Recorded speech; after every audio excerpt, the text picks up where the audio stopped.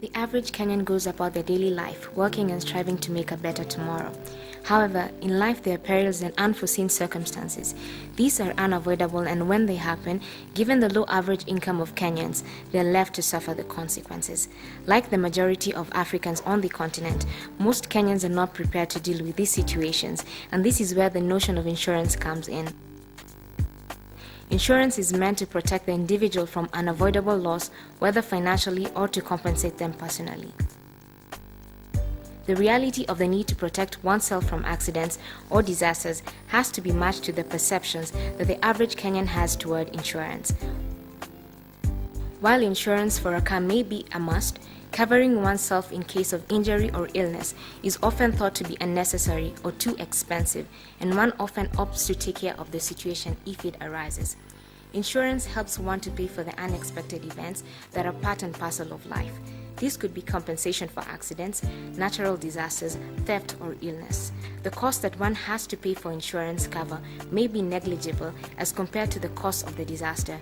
However, this minimal cost of insurance is still beyond the means of the average Kenyan. That's why I think there needs to be a little more awareness about the benefits of insurance for different people, and as well as the expenses to be made at least affordable, even for people who are just at the average level, middle class people, not just for the rich, because that's how it comes off.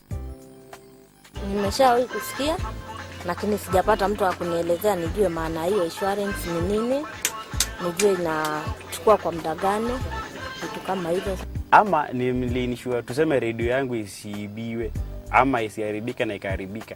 Ile wakati nitaenda kwa jamaa niwaambie kwamba redio yangu imeharibika, kitambo wakukubalia sasa ni ukweli kitu ilifanyika, hata usha lose appetite, kile kitu ishaisha. Yaani ile pesa kurudia sasa inachukua ni procedures mingi sana kabla udishize ndo. Mimi mwenyewe kivyangu naona kwa na insurance ni kama ni kuhusu bima, ndio mtu ana take care of your life, ndio. Lakini sasa mimi ndani ya moyo wangu mimi nakuanga born again Christian, mimi chukulia kuwa na insurance haina maana. Although Kenya has the most vibrant insurance sector in the region, with over 40 insurance companies underwriting business, the insurance industry has only managed a dismal 2.8% market penetration. Given the miserable, penetration rate of 2.8%, it shows that, the majority of Kenyans not only don't they have access, they even don't know what insurance is.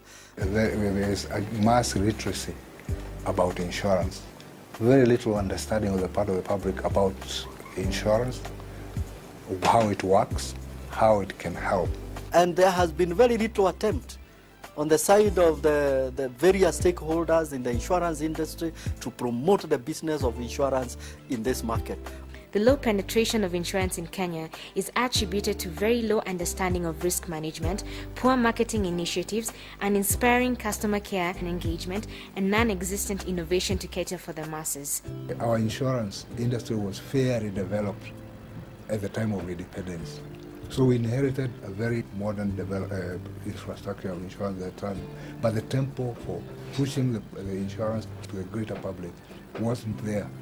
Probably because of that fear of what would happen in the future of insurance. Insurance companies have failed to make Kenyans understand of what insurance and risk management in particular, what it means. This has led to a very low uptake of insurance products and services in Kenya, and this has ultimately disenfranchised Kenyans. If you look at the insurance industry in Kenya, it lags behind all its counterparts in terms of innovation and adapting to new trends. Is it a wonder then that only 2.8% out of 40 million Kenyans are insured? Poor customer engagement and unimaginative products with uninspiring packaging and promotion that do not lend themselves as viable risk management solutions are undermining the growth of the insurance sector in Kenya.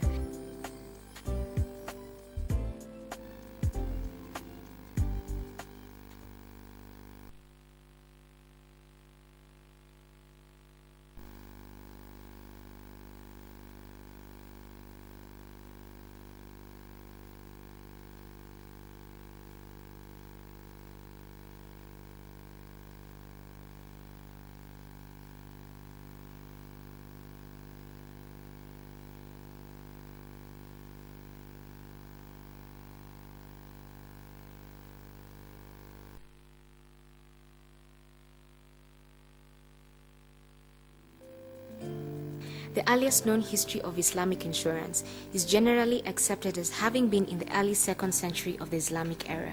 At that time, Arab Muslims had started to venture out on long trading journeys to India, Southeast Asia, as well as other countries and continents.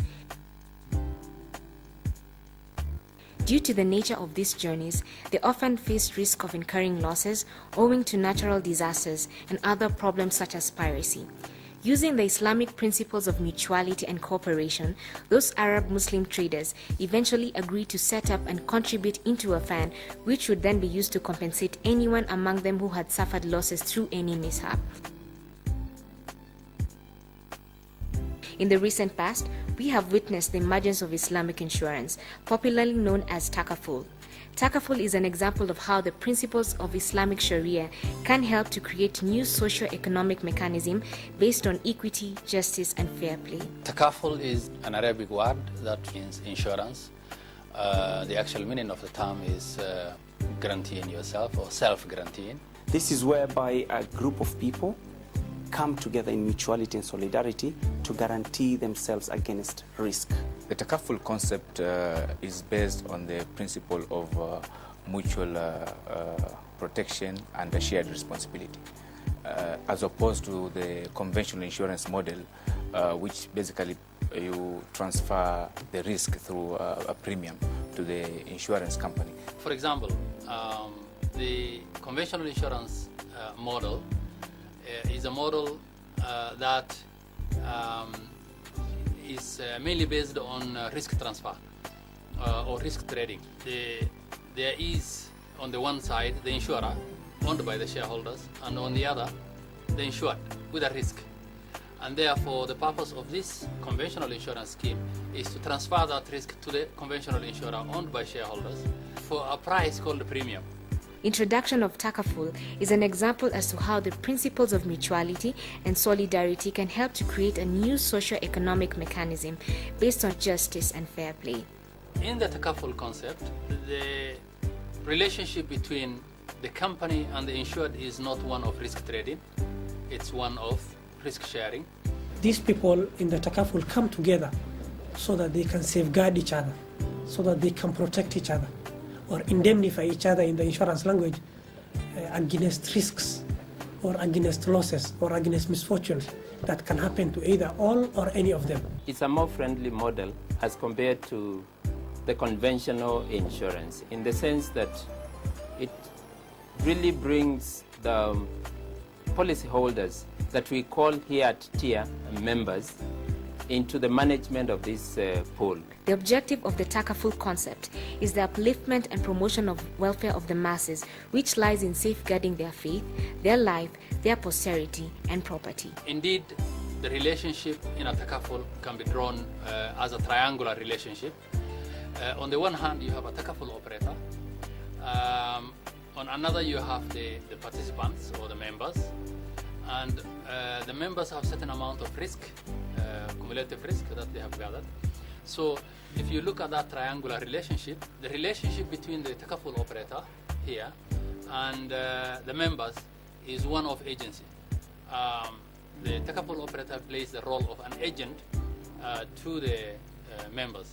The relationship between the risk fund and the members is one of ownership, and the premium or contributions come from the members into the risk fund box. On the third side of the triangular, you have the relationship between the Takaful operator and the risk fund. That relationship is one of a manager. The Takaful operator more or less is the fund manager or risk fund manager, and therefore responsible for running, investing, managing, collecting, and marketing the risk fund so that the risk fund can grow. By ensuring and safeguarding the elements of the people, Takaful serves public interest and therefore plays the most important role of improving the welfare of the mankind. The Takaful model basically talks about pooling of resources by the participants. The policy holders in the Takaful model are called participants. So you participate in a pool, and it's from this pool that any unforeseen circumstances can be mitigated against in future. The risk pool belongs to the members, who are our policy holders. The operator basically becomes a trustee to ensure that the pool is properly managed and that the various contributors who are policy holders at the end of the day have something that they can take home. Takaful manages that risk fund on behalf of the participants. The participants actually own that risk fund. Me and you, we're the people who own that risk fund. What this means is that now insurance has been brought back into the hands of the people, rather than insurance being an insurer, which is the company, and the insured, in this case, being the common mwananchi. Takaful as a concept is equally beneficial